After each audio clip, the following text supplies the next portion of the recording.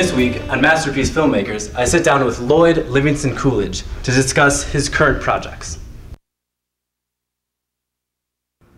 Mr. Coolidge, thank you for sitting down with us. Let's get started by discussing some of your inspirations. What made you want to pursue filmmaking? Oh God, wow, there's so many. I guess I'd have to say Bronson Teely, Springsteen 7, which was mind-blowing. It was actually the film that inspired Ocean's 11, the second one, not the original. Also Martin Van Trouser's, many of his films. He had a whole film dedicated to how noses interact, and it was just a close-up of people's noses for about 4.5 hours straight. That was great.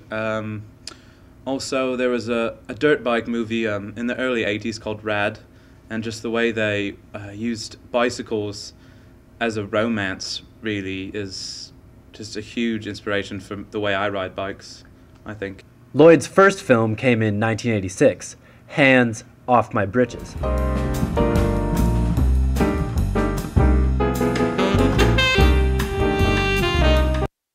Your first film was a silent film, Hands Off My Britches. Why did you decide to make that decision? Right, yes. Now, I just thought that it had been 60 years since anyone had done a silent film, and me being the innovative filmmaker that I am, I went back to the original way films were started, and I just brought back it's all about image, and I think part of that bringing to life people and taking away the sound, it makes everything so silent that there's actually a lot of noise. It's a very loud movie, if you think of it that way, I think. And it was quite successful. After running for 3 months, your film only sold 12 tickets? Oh, 12 tickets back then was a fortune, so. And also you had 22 people in your family. That means not even your entire family came to see Oh, they were all on holiday for the 3 months. Well, 3 or 4. A couple of them were sick, I don't know. There was a smallpox dilemma with the younger siblings.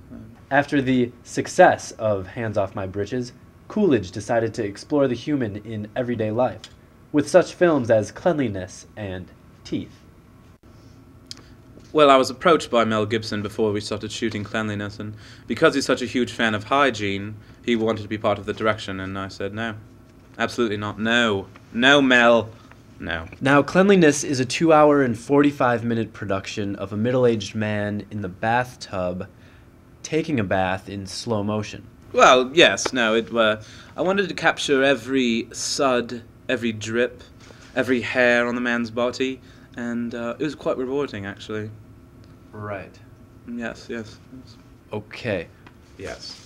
And, right. Mm-hmm, yeah. Okay. No, it was good, yeah. Right. Right. Lloyd would then try an avant-garde film entitled Wednesday. It was short enough for us to fit into our segment in its entirety.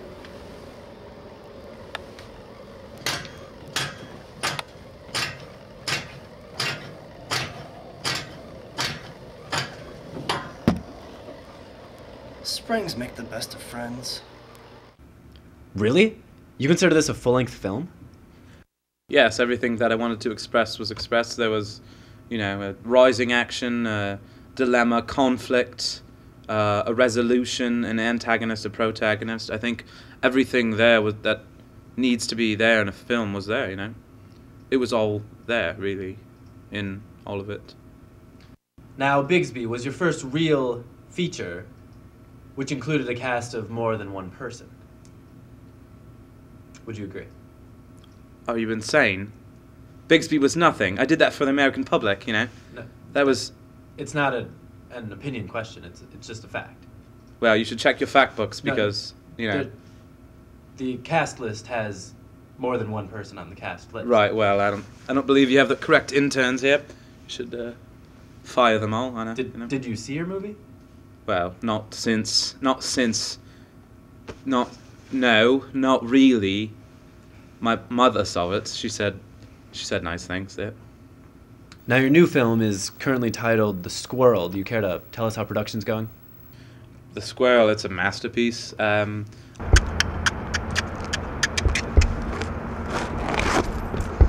I can't do it! Oh, come on, are you awful? I can't do it! Are you It's having so a laugh? slippery. That's awful. What are you trying to be a... Look at Are you you trying a- to put your foot up there and try to climb the tree. Are you can't. a It's man where or are you you went. a squirrel? Come on, be a squirrel. I'm a squirrel. I'm sorry. I lost How are we going to make a movie about composure. squirrels if there's no squirrels in the movie? I lost my composure. Well, don't lose it. Focus. We're gonna go again. I'm trying to get to the nut. I believe it's a film that really captures what it means to be human.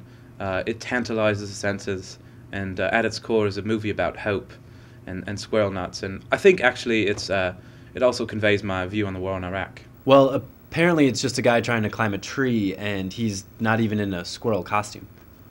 Well, how would you know it was a squirrel?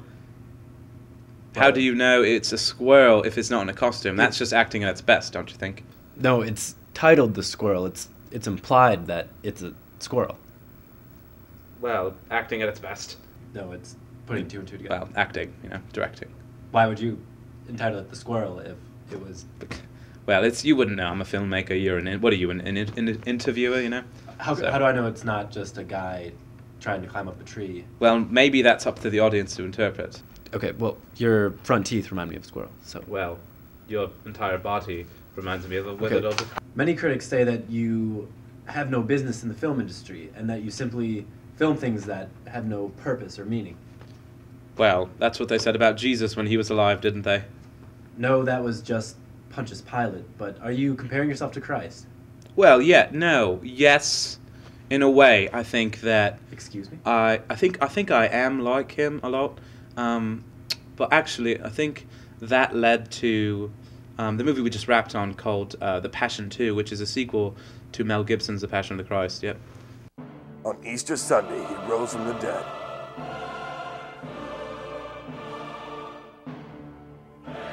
But on March 21st, he will rise again. But this time, he will rise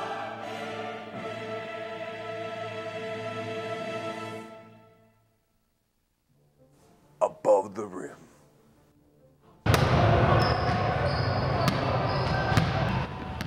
Jesus is back, but this time he's out to break some ankles. Crucify this.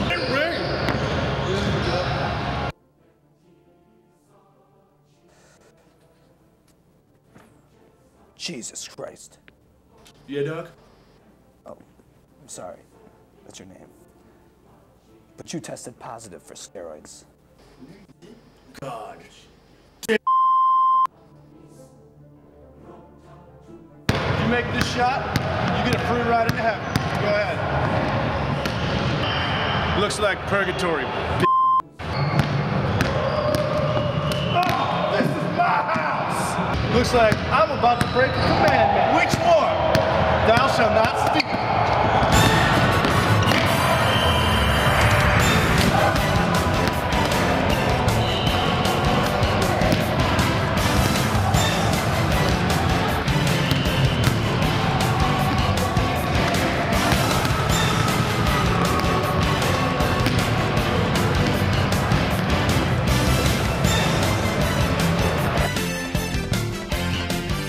Hey, hold on.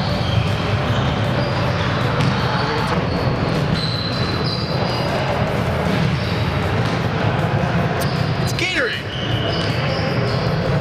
Jesus Christ is Passion 2. Hallelujah! What was your inspiration for Passion 2? Oh, well, I had just seen the amazing Kevin Bacon film, The Air Up There, and I wanted to find out just how many degrees of separation from Kevin Bacon was Jesus Christ himself. How many degrees were there? Well, none, I found out, none degrees of separation. But at the same time, I made an amazing film about Jesus playing basketball. A recent article has condemned you as being the worst filmmaker of all time. Perhaps, but many believe my artistic vision is innovative and credacious. Those aren't words. Well, they may not be, but if they're not, then they are now. You know? can't show me one review where you're spoken highly of, can you? Nor do I need to. I am what I am. I'm self-explanatory. What? And I think my films are too. Where are your reviews, Who's reviewing you? Let's talk about that.